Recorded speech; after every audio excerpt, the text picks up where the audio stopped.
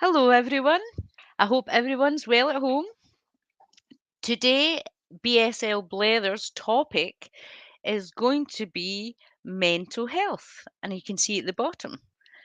And do we know our rights, or do we have rights under mental health? So, we're going to explore that tonight in a discussion with my guest. You maybe have seen in the past, we spoke about deaf men's mental health, young people's mental health. Well, tonight we're going to talk about mental health in general. But before we start the discussion, I just want to make it very clear that if anybody puts anything, comments about things that's happened to them or they've been through something, we won't actually share them tonight. But if you've got comments and you're wondering about things or you want to ask specific things, then we can put the comments up. Also, certainly at the BDA, we'd be happy for you to signpost you to our places. Please tonight be aware this is sensitive, but this is a general discussion in mental health. So I'm absolutely delighted to introduce our guest speaker tonight, and that is Herbert Klein. Welcome, Herbert. Hello, Avro. Thank you so much for attending tonight. Could you introduce yourself to say your name, what your sign name is, and maybe a little bit about your sort of journey in regarding mental health? Absolutely, Avro. My name's Herbert Klein, and my sign name is Herbert, like this one here.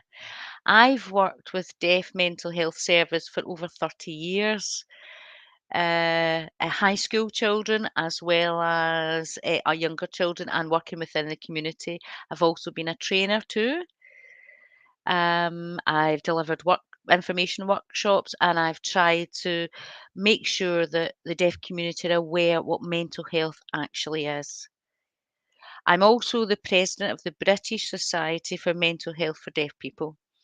The acronym BSMHD, and we work with various different organisations and we share our resources, share good practice, and share training and everything else that goes along with it. Herbert, are you still working or is that you retired now? Well, yes, Avril, I have retired, but I am now an independent freelance trainer and advisor, but I'm not involved in the clinical aspect of mental health now. Lovely.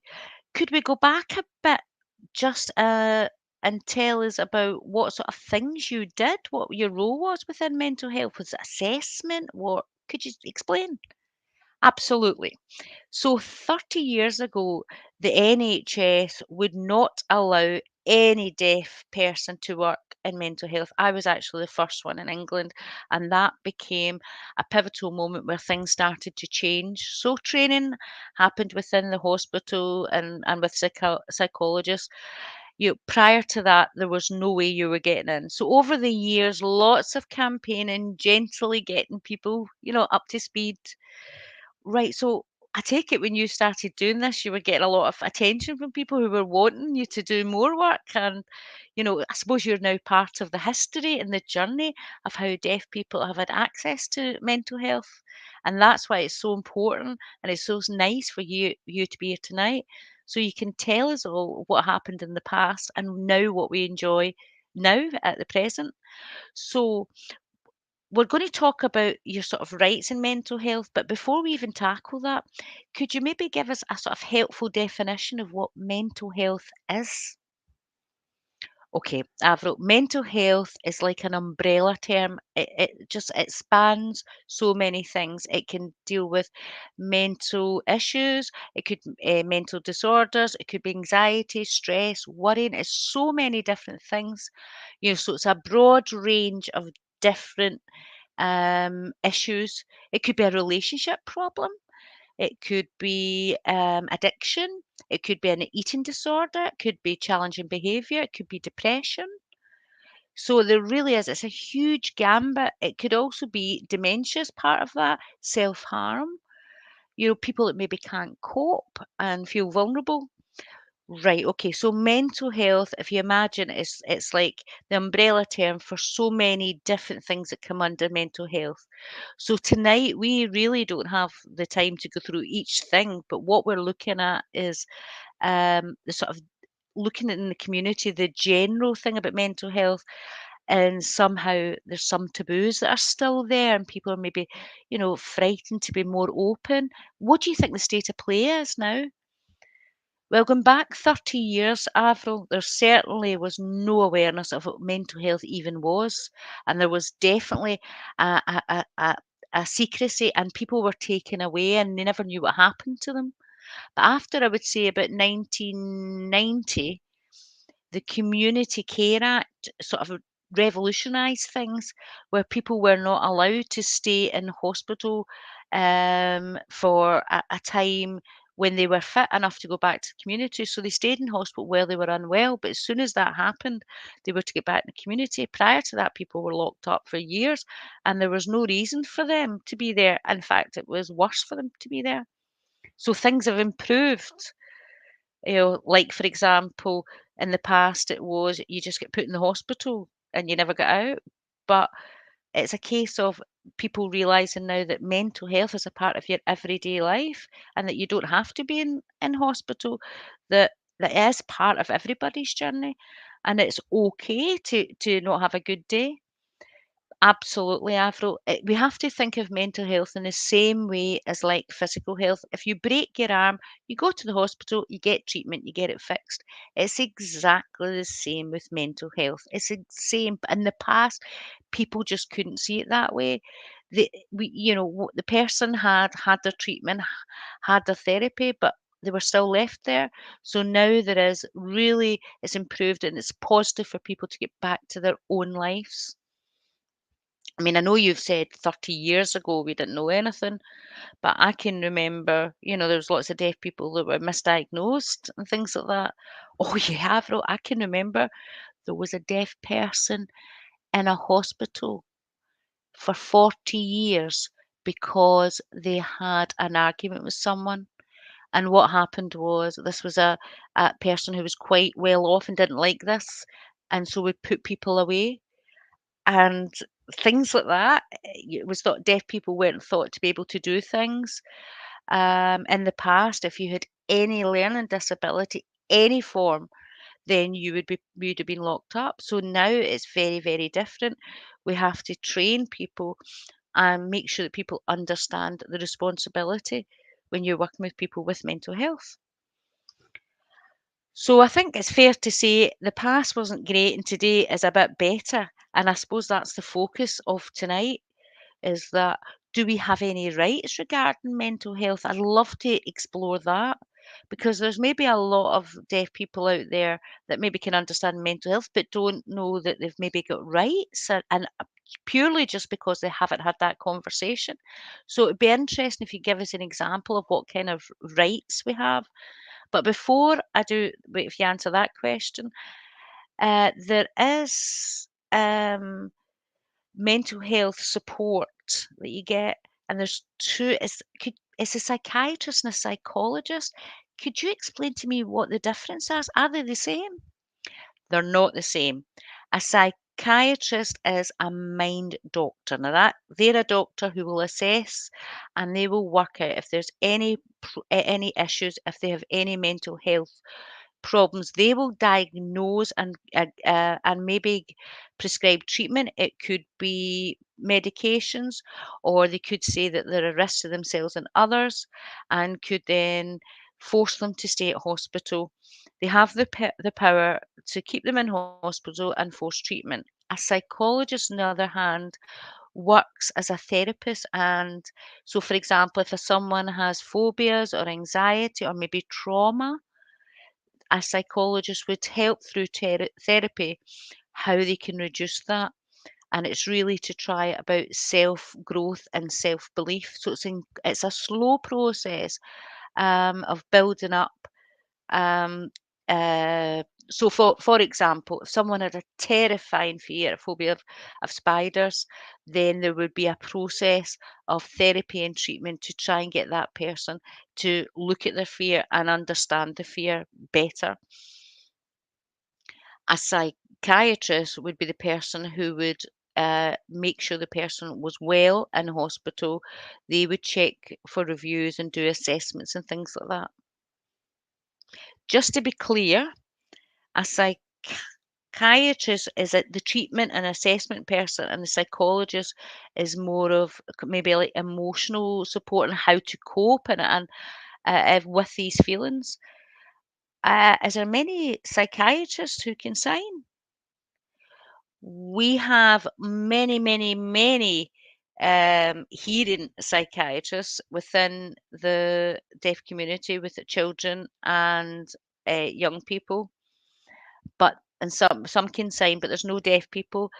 We do have a psychologist that is deaf, and in the OT service that's building up more deaf people, and we have signers as well. So I suppose in the future you'd be looking to encourage more deaf people to become psychiatrists because it's so important. Because if you've got that within psychology, it's a fantastic opportunity within the field of psychiatry as well. Oh, wonderful. So let's now talk about our rights. Could you give us some examples of what rights that we enjoy with mental health? What are they? Okay, so see if you feel depressed or a bit down, you normally would go and see your GP. Your GP is not responsible for your mental health, but they are responsible for referring you to the community mental health team. You would then go to the community health team, and they must provide an interpreter. It's a duty. They must do it. And it's the same as the GP. They both should be providing an interpreter. If when you go to the local community mental health team, and there's nothing there for you, you can go to a specialised service for deaf people, and they will you'll be assessed by a psychologist or psychiatrist, and they will diagnose what the issues, maybe give you a treatment plan. But then when you're finished, you go back to your local community health team, and they will have a care plan, and they will say exactly what diagnosis is and what the deaf person needs, and it becomes their responsibility. The special service is only there as an advice service and a recommendation service, so it can help and assist and support the other services. Lovely. That's great. I want to sort of pick that apart if that's okay with you, because in Scotland we have the BSL Scotland Act 2015, and part of our national plan mentions health and mental health. And we know in Scotland, we have the rights to interpreters. Um, we have services set up. We know that in England they've had the BSL Act 2022. So we know that in Scotland we have rights to interpreters. Well, what I'm saying is you have the right to accessible information, and that happened in 2016 here. So you all deaf people should have the right to that, and the NHS should provide interpreter, but also the information has to be provided in a visual format, and it should be translated into BSL or in a pictorial way that everyone could understand. In Scotland, we tend to we will follow our, the national plan. And when you mentioned about our rights, about our human rights, about having maybe treatment, you mentioned that medication. What's our rights around medication? Can we refuse? Do we have a right to say we don't want to be medicated? What is the issue with medication?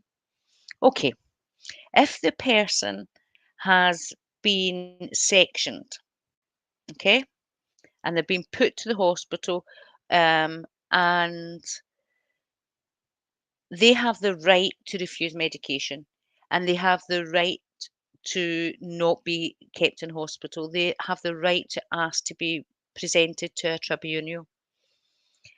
Now, again, you would need interpreters for that, and the it could be that the psychiatrist in the hospital has uh, has to has, has to explain to the family or partner why, or friends, why that person is being detained and for how long.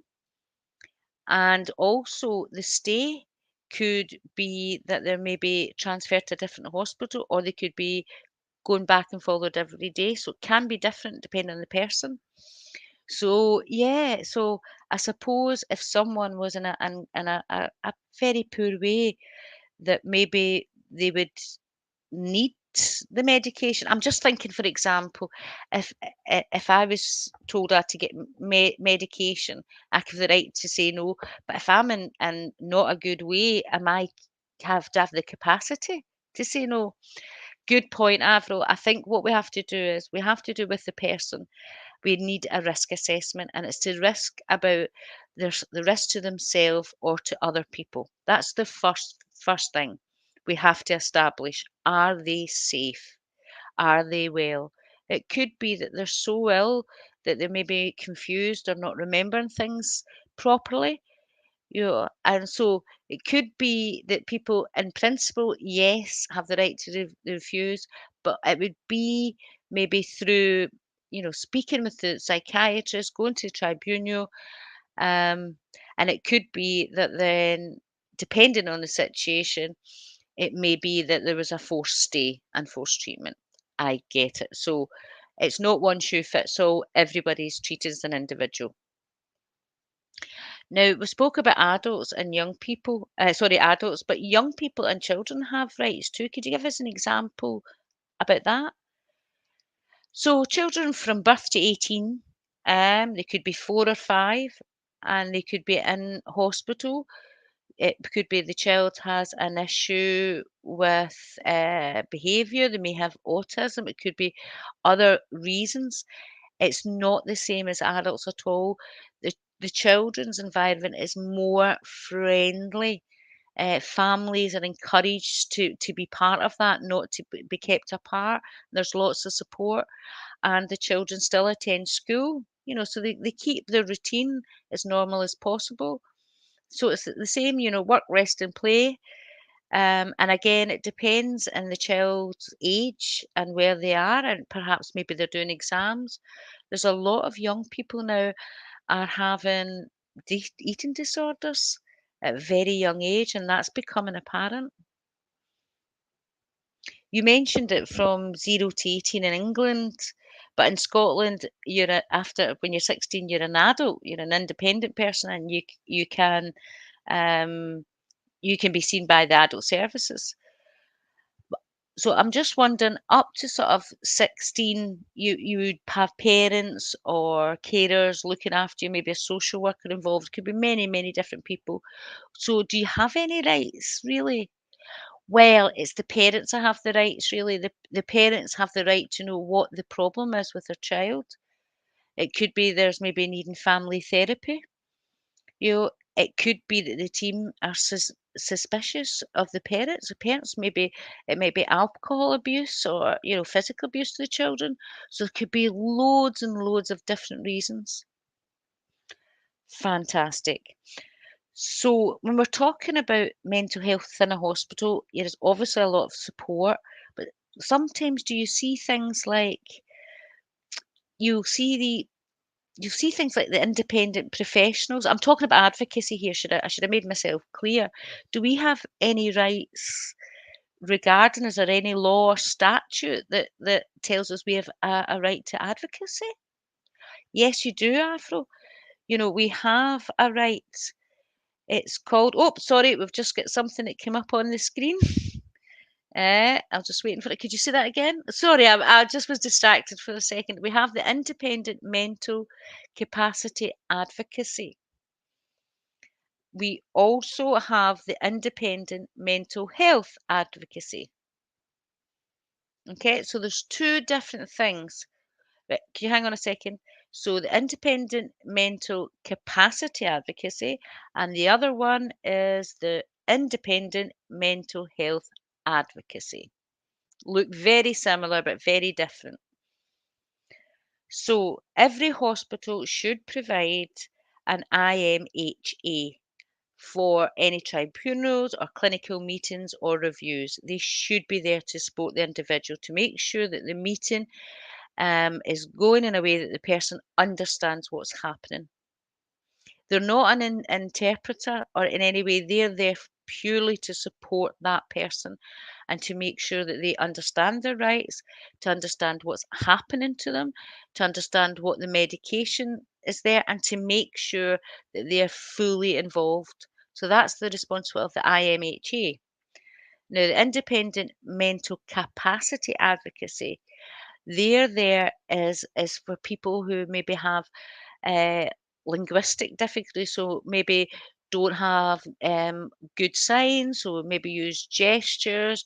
Maybe the people are speaking too fast, so they will break it down. Maybe use pictorial methods as well as sign as well.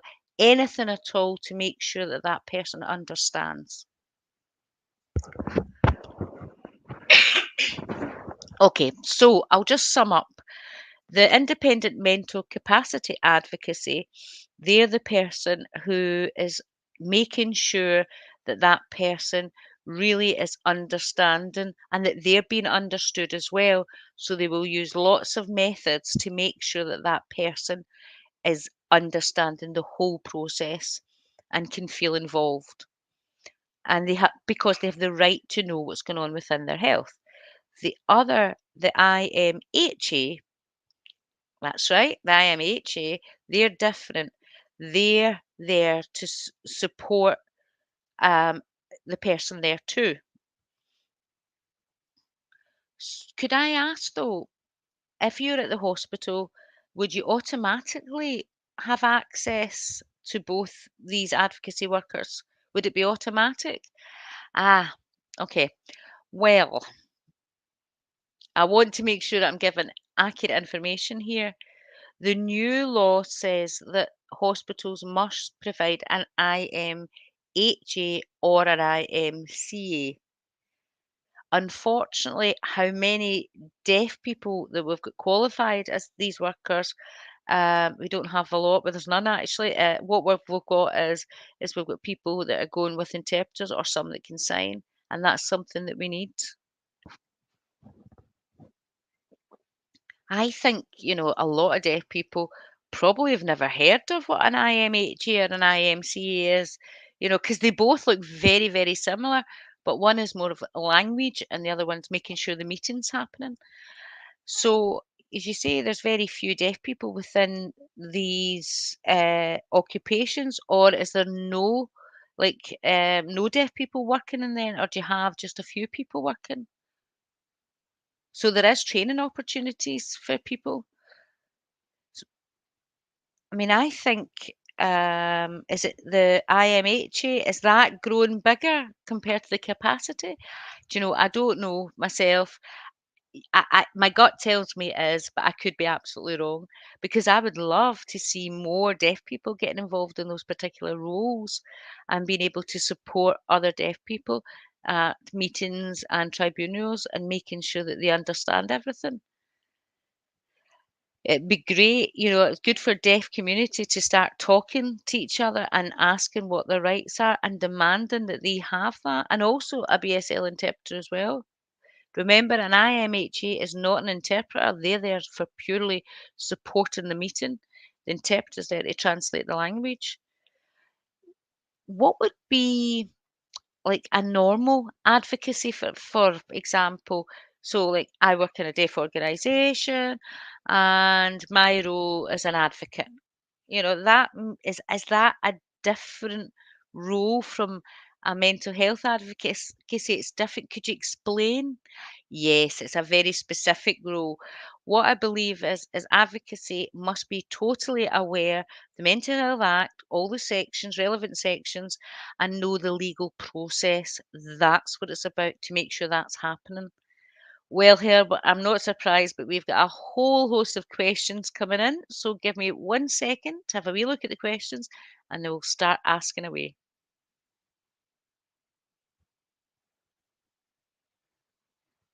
Just bear with me, there is so many coming in.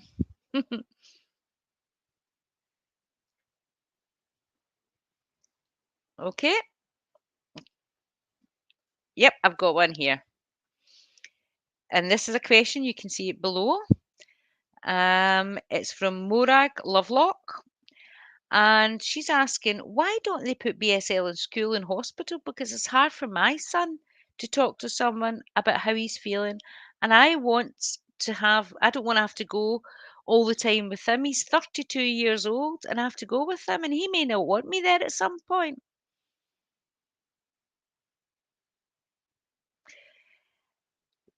Is the person a sign language user?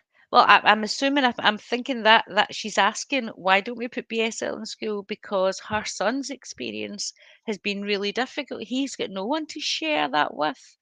Well, absolutely, it's something that people need, and I know that within the children service, CAMH, they have assessment for to look and see if there's any communication issues.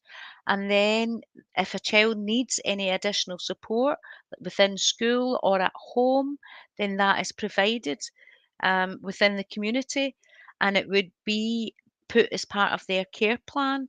And that means that organisations and institutions must respect that and must follow what the recommendations are in the care plan.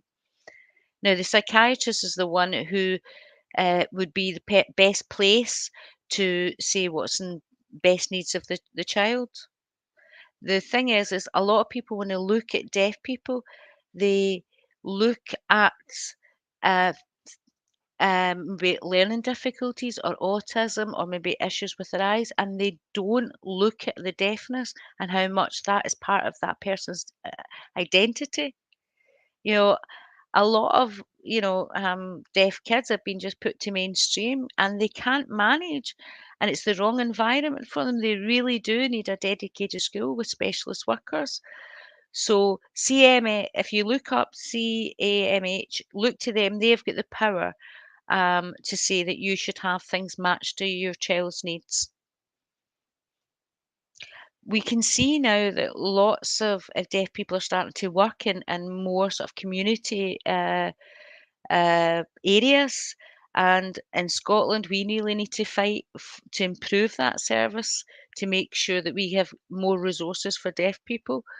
And it's something that we need to work on. Well, CAMH, what they did was um, they now diagnose the problem quickly, or and maybe the family didn't know what to do, and they were given maybe wrong advice or poor advice in the past, or maybe this is the first time and they've just went a wrong path. Well, this way they go to a specialist service and they can tell them very quickly what their child needs. Well, you're absolutely right. The earlier the better. The earlier there's intervention, support, or treatment, there's less stress later on in life, and it actually costs more to the health service later on in life by waiting too long and letting things get worse. That's fantastic. Thank you so much, and thank you for the question. We have another question in, and this is from Erin McCluskey. Erin says, "Hi Herbert, thank you for coming on this live and telling us about the topic of mental health. I have a question for you. You may know that the United Nations has a Convention on the Rights of the Child, the UNCRC. I wonder if if there's value in this. Well, you're absolutely right, Erin. In part of the charter, it says that every child has the right to a language, which includes sign language. So that's part of it.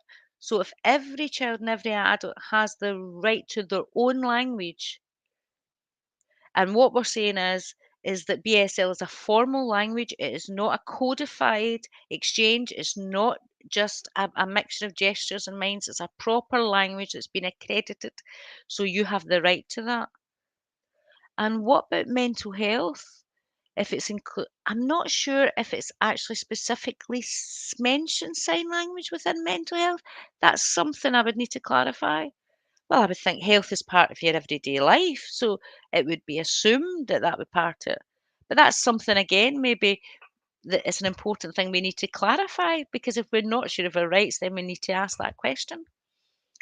We've got the BSL Scotland Act 2015, we've got the UK Act 2022, then we've got things that happen in CAMS and things like that, and also the advocacy workers that we spoke about, they're out there. And what we need to do is have them almost like the person with all the watches. We need to be open our coat and bring them out when we need them. Well, what's interesting is in the UK, they've actually agreed that they would be involved in sort of like the health issues. Well, we have a question now here from Linda Richards. Are the deaf person's rights the same throughout the four home nations? Are they different? So we're talking about England, Scotland, Wales, and Ireland. Mental Health Scotland Act is very different from the English and Wales Act, and Northern Ireland's different. And the reason for that is they have their own governments and health is devolved. And they have their own system and their own way. They have their own laws, and so the rights are different. However, it's safe to say they're very similar. Okay, so they're not exactly the same, but there's a kind of similarity. It's a really, I don't want to say anything that's not true.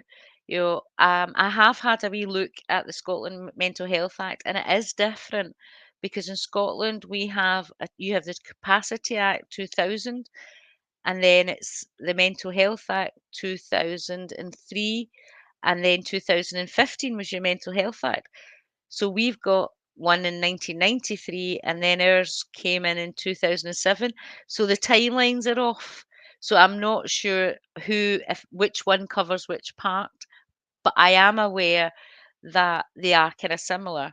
But there's one thing that I find very interesting. In the 1993, BDA was involved in the Mental Health Act, and they said then that the BSL interpreters should be provided, and deaf-blind interpreters and relay interpreters, they were part of the 1993 Act, and that they needed to, if they were getting sectioned or considered a high risk, they had to provide BSL interpreters. So that was put in the Act a way back then. That's really interesting. Good to get a wee bit of the history of how it all came about. We've got more questions coming in. Another one from Linda. And Linda's question is, can the deaf person refuse the IMHA that the hospital has? Perhaps they don't like the person or the person's style or the organisation they come from. By the way, an IMHA is not always provided. The person has the right to refuse to have an IMHA there. Yeah, and they have the right to ask for a different person. But the issue is how many deaf people are you going to get? It'll mostly be hearing people with an interpreter. But again, if the IMHA is good with the interpreter, it just depends. They might be a winning team and otherwise they might not be. But we do have the right, though, we have the right to say we don't want the IMHA that hospitals provided. Now, what happens if if you're sort of fit to answer the question, but if you were considered not fit, what's the thing? Well, Avril, it could be the person's not well and they don't want to engage with that person, and it might be that that engagement won't take place. It'll all depend on personal circumstances. We have a question in from Sylvia. And she's asking, the community treatment section 117 is an ongoing problem for the deaf community and it needs to be worked on, especially with the new BSL Act 2022. My question is, how can we promote the current problems, or amplify the current problems due to the lack of social care funding? How do we highlight this?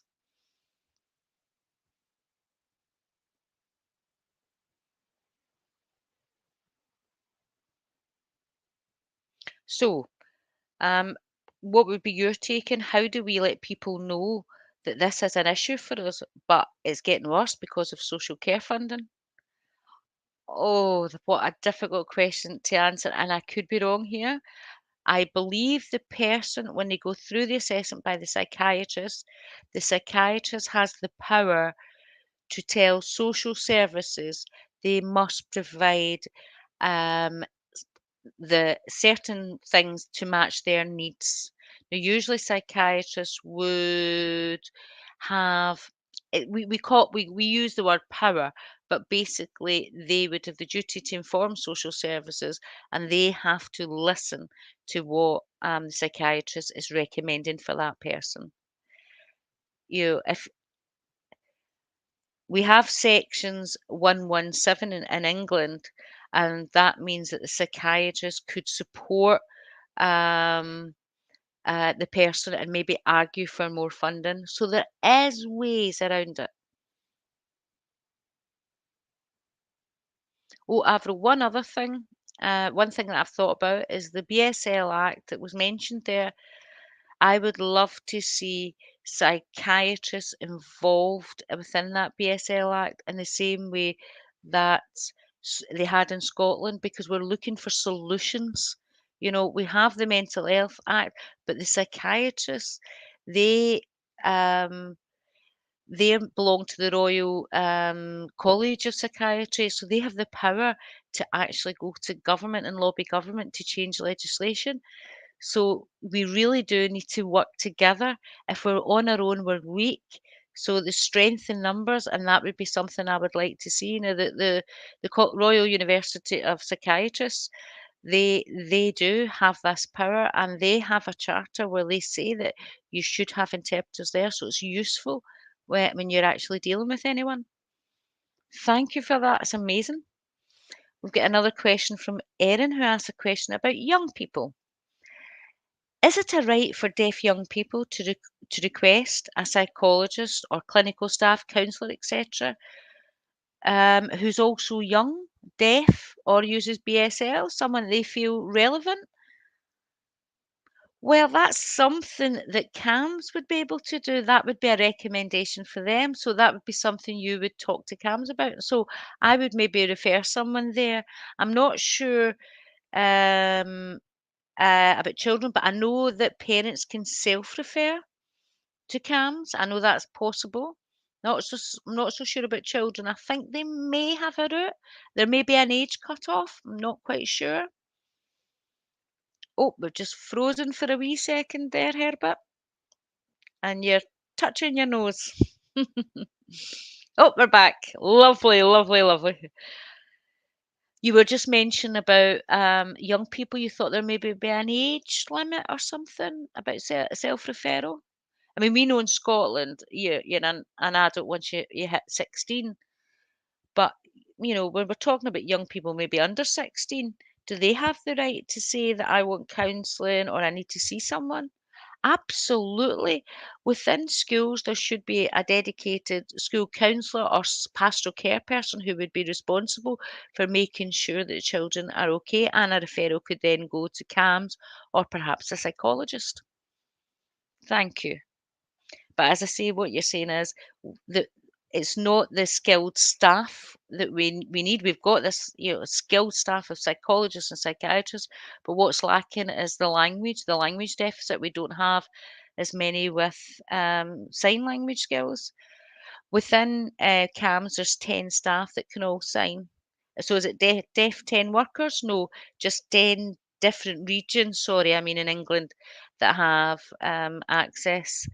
Scotland and Wales don't have any people, as well as Northern Ireland, who have any sign language users within the CAM service.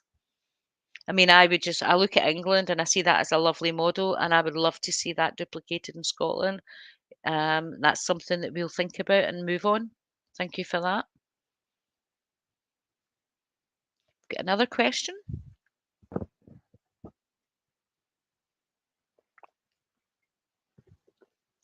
I'll hold that question just now because I've got questions of my own I want to cover with you too. Could you give us a wee do you think there's more men or women with mental health issues? Or is there nothing in it? Do you know, I think women maybe appear as if they're having more mental health issues, but I think that's because women are maybe more likely to ask for help and men not. But I could be completely wrong in that. I wouldn't know to say that. It could be within both genders. It could be both sexes rather. It could be either's maybe a bit shy and things like that.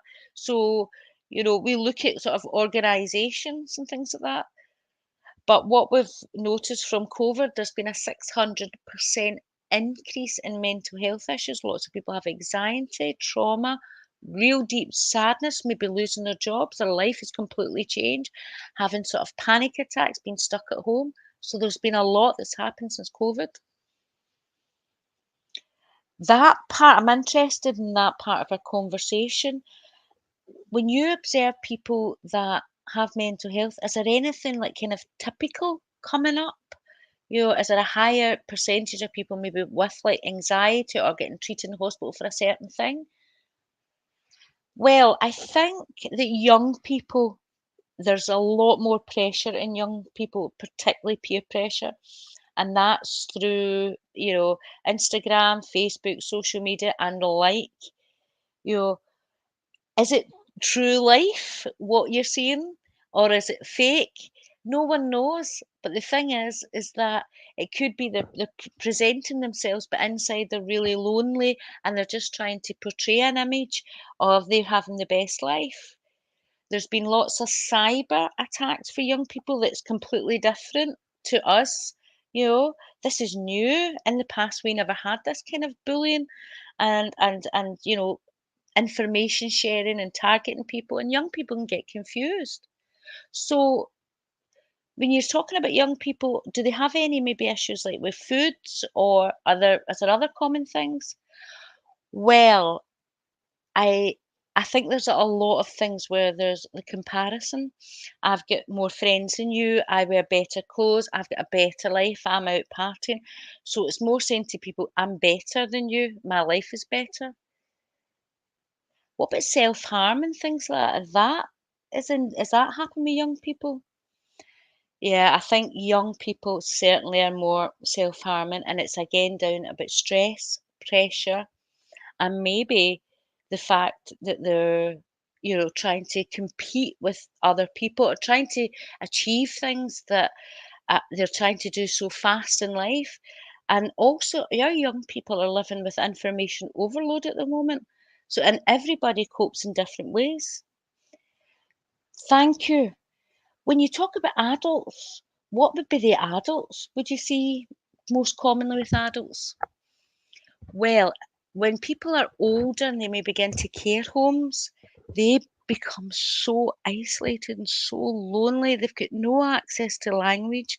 And the care homes, albeit doing their best to look after them, that their mental health is suffering because they're not getting that kind of help. There could be other conditions like cancer, a stroke, or dementia that again you're treating the other illness but not thinking about the mental health in respect to the loneliness. There's a lot of people that after the Second World War got really depressed and it took a long time for mental health to go up spiking, go up again. When we look at life every day, um, do you find people are more anxious now because of our change in life? Certainly, people within their middle ages and within work, and it maybe have been responsible for lots of things, are feeling the pressure. Maybe they've lost their job or they're going through the change of life. There's many different things. It could be relationship stress because they've been together for a long time. Could be the children have grown up and then there's arguments start.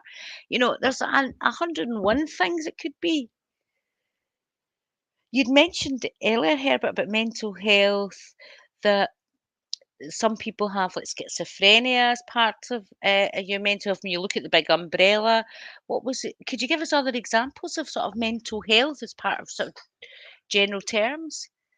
Well, schizophrenia is you've got your mental health and your diagnosis. So there's many different diagnoses, and you can have lots of symptoms. One thing you could have maybe schizophrenia, there it's up, and there's on our screen, you could also have, hang on a second, we'll just get this up. So we've got schizophrenia, and this is the sign for it. And that means that you have to be careful, right? Because, listen, I'm not a qualified clinician here, so I'm just going to try and make it as general as possible, that the person believes that someone is speaking or signing to them in their mind. They're connecting with them through their thoughts. Sometimes people have spoken about they felt the person tapping them, or there's a taste or a smell around that. If someone has that, they will need treatment, and a psychiatrist would assess the person and provide treatment that would lessen this for the person. So that's schizophrenia. The other example is anxiety. And now anxiety can be really, really tough. It really can struggle, and you can become agoraphobic. You don't want to go outside. COVID really exacerbated any people who had anxieties because they were told they weren't allowed to go out. The symptoms of that can make you sweat a lot, you can't sleep, you don't eat, you're overthinking all the time, and you can be a bit jumpy. So you could get help to try and manage that.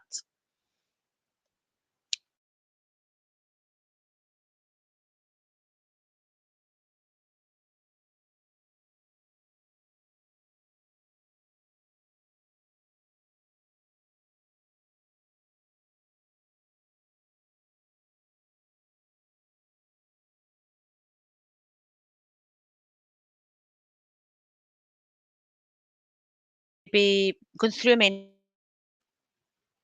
oh, got the live feedback. So the question is if someone wanted to make a complaint, then yes, we have a service called the Patient Advice and Support Service. Um, You can get the information from the Citizens Advice Bureau as well. They can actually help you. So, but this would be the place that you would go, and you would ask the people in past to help you to go through the complaint procedure. And that would then be reported to the health board. They will do an investigation, and that then should help maybe clinicians to improve, help us to improve the service or change the service, or maybe even just raise awareness. It could be that they just weren't aware of it. So a lot of deaf people never really complain. So they don't know that the service is poor.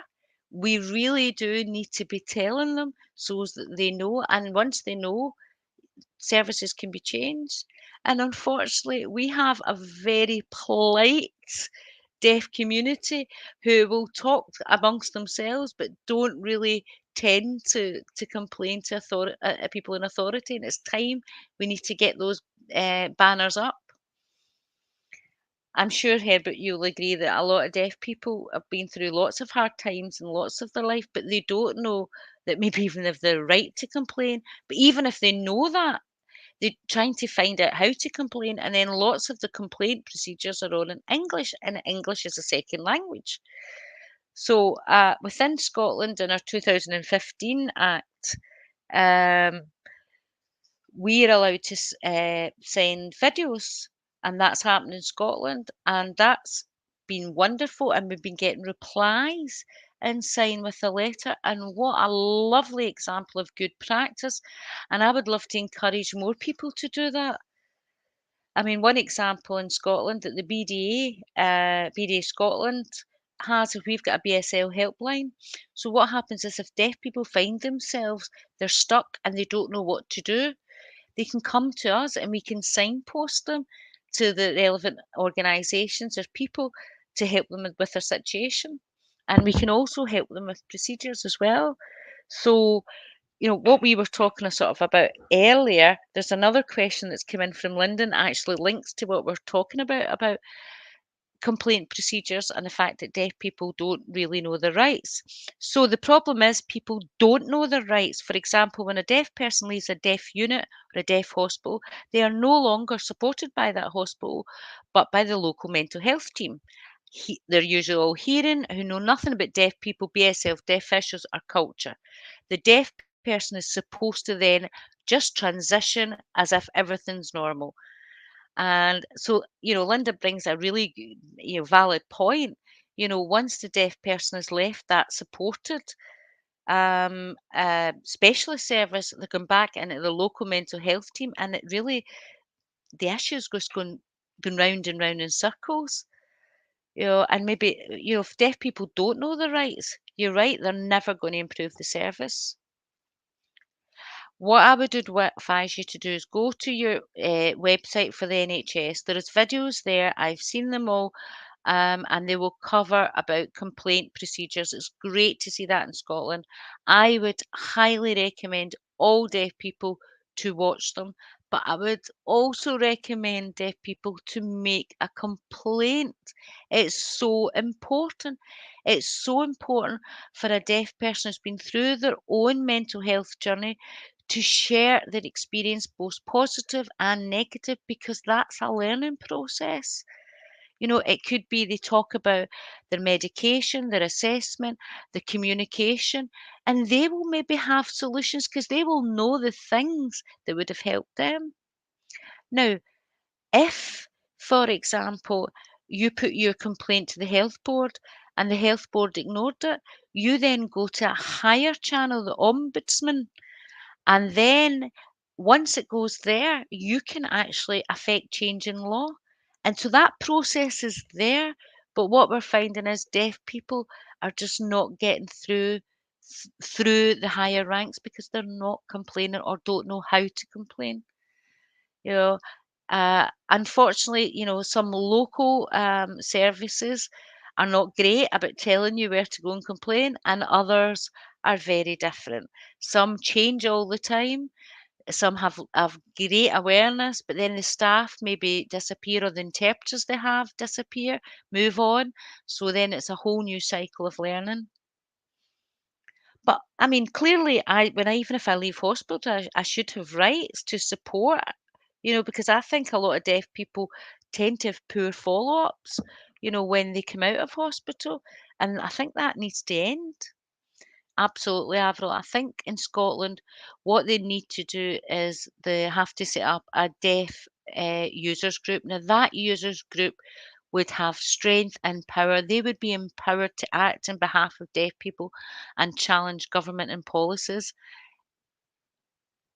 I think it's called the Patient Experience. Yes, that's right. It's the Patient Experience Programme. Now, I would love to see deaf people involved in that because they can then let them know and remind them that we're here. We're awful quiet. We need to get noisy. We have another question in. Linda's here with lots of lovely questions tonight, and our question is about safety. So, are deaf people entitled to copies of their care notes or ward round notes? Is that an entitlement?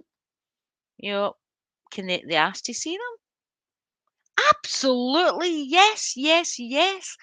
The person has the right to, their medical notes are theirs. They have the right to read them. I'm allowed to copy them.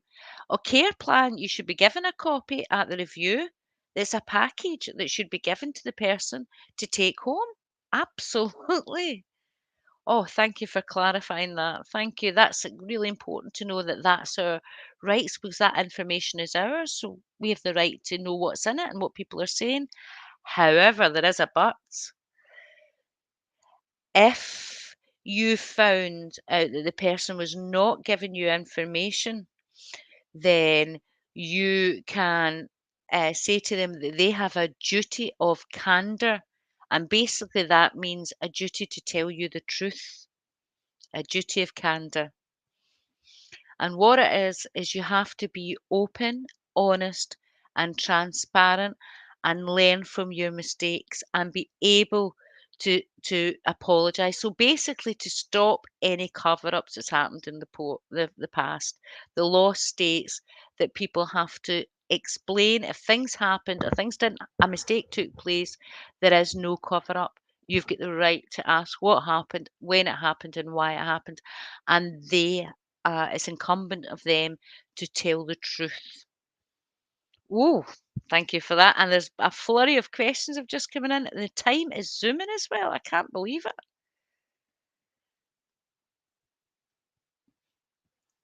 You know that some deaf people or any could be ill and maybe be taken to hospital because they were not well at the time and maybe have went through a section.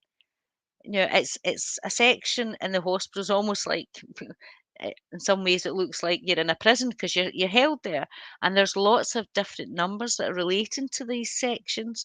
But do we have the right to know what these sections are in our own language? You know, because maybe they say you're being kept here under section two, for example, but what does section two mean to anyone? Well, Avro, I'm talking about England here. So Scotland, I'm absolutely sure your sections are different. But in England, we have a section that you would stay in hospital for 28 days. And then another section 36 that would tell you that you stay up to 6 months. And then another one that applies if you can stay longer or to go home.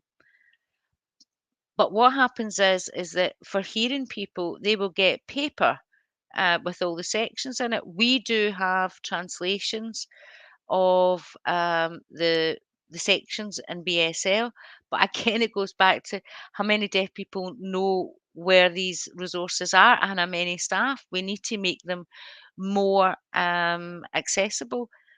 So it should be, in principle, the psychiatrist with an interpreter should be explaining all that. I don't know how many deaf people have actually got access to an interpreter or maybe are still doing pen and paper. It's still happening. It's awful. Well, I mean, I'm just thinking you should have a right to know, or maybe it's maybe something that we should be, as a deaf community, campaigning to say, well, who's responsible for this? And we need actual this translated into BSL so people can be completely informed of what's happening to them. You mentioned in England you've got another section. It's one section 135, 136. And what that means is it's an urgent community detention. And it's usually by the police. So say maybe something's happened and they hold them on 72 hours waiting for a psychiatrist to come and determine whether the person is actually ill or not. After that, it then changes to a different law, and I think it's a section two.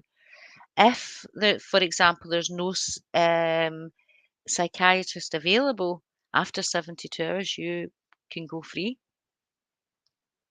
So I'm thinking about interpreters. Say we can't get any interpreters, then you could be free. Yeah, absolutely. So you could have been taken away by force because, you were not safe for yourself or others, but because due to not being able to get an interpreter, you could be let free in 72 hours.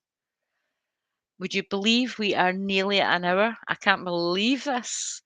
So I want to catch a few more questions before we go off. Again, if you appeals as again following the same complaint procedure, I think we've covered that and that's been helpful. In Scotland, we don't have a residential hospital for mental health for deaf people. We have sort of day centres.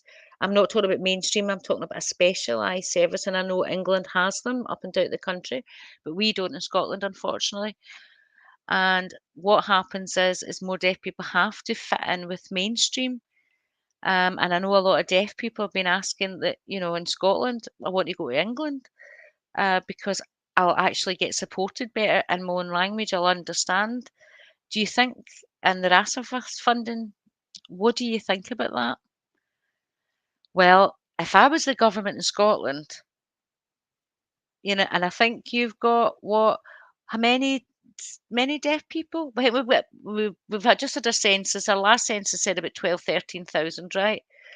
But if you've got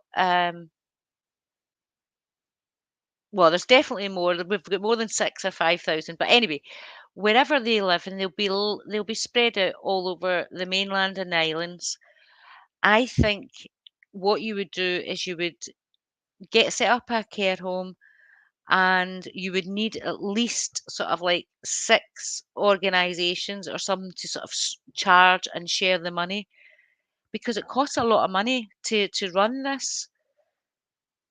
So you would really look in that you would need the minimum people to make something sustainable. Now, England has, these mental health specialist centres. Is it a right to ask for it though in Scotland? Well, I think it's about money. I mean, hearing people have got lots more choices, and they can be moved about if it was better for them. Scotland is very difficult. Now, the funding that we get in England is not local funding. It's from the NHS, the top high, but they have to agree. I'm not sure exactly. They have to agree to sort of like co-fund it or joint fund it. I don't know if Scotland would follow that same process, but that's what happens in England. I know that some deaf people have had to go to mainstream support in Scotland. And I know some have actually went to England from Scotland for support. So I know that, but it's an awful long way and it's an awful expense. And then to come back, because you come back and you've been in a different environment, and then you go back to your family that maybe haven't seen you for all that length of time. So it can be quite challenging. I can't believe it that we're now past the hour. So I want to sort of ask you, you're still working within mental health, but you've finished your sort of clinical role. What would you love to see in the future if you had all the gift, if it was within your gift for everything, what would you like to see in the future? And what would you think would be better than the past? What I would love to see is deaf people becoming clinicians in hospital, getting qualified, becoming psychologists, OTs, therapists, psychiatrists. We have that capability, we have that skill. We just really need the confidence for deaf people to come and do that. And that will be great for everyone. It'll be great for deaf people within the hospitals. It will improve mental health within families and children and young people and also older people as well. It really will be the panacea for us all. And I think for me, what I would love to see is deaf awareness sort of training, but I would like to see deaf mental health awareness because that is something very different as well. And I would love to see that as mandatory within mainstream organisations, hospitals. I would want them to know about communication and how to communicate. I would just love to see that happening, and I would love to see more deaf people getting into these places and being exposed as well. And also, I would love to see more inspectors coming in to assess and making sure that the standards are of an appropriate level, and also weeding out the people who are not of the right standard. Well, I hope our audience at home have been taking some food for thought there, Herbert, and thinking to themselves, these are four areas that we could actually get involved in. So I suppose the last thing I've got to ask you is, do you have any message or a tip for our audience at home and leave regarding mental health? Oof, what a thing. Uh, let me think. I think my tip would be please support those who are vulnerable, that are victims. Could you say that again? You froze. I would say, please support vulnerable people, victims, and any person who is isolated and alone. Please have kindness in your heart. Don't ignore them, and please support them because it will get worse without support. You know, we are a community, and we're a signing community, and we're a small community, and we don't want to leave our community vulnerable. So think about them. It could be us one day. And also support, encourage people to exercise their rights as well, and to make sure that they get information, whether it be through an interpreter or through translations, and they should feel empowered to challenge officials as well. Spot on, Avril. I couldn't said it better. Well, as usual, BSL Blethers has just flown in. I want to thank all our audience at home for watching and your questions. And also, Herbert, I appreciate your valuable time and for sharing your experience and tips with us tonight. I feel as if I've been a bit of self-reflecting, and it's time for me to move on as well. Thank you so much. You're welcome. Bye then.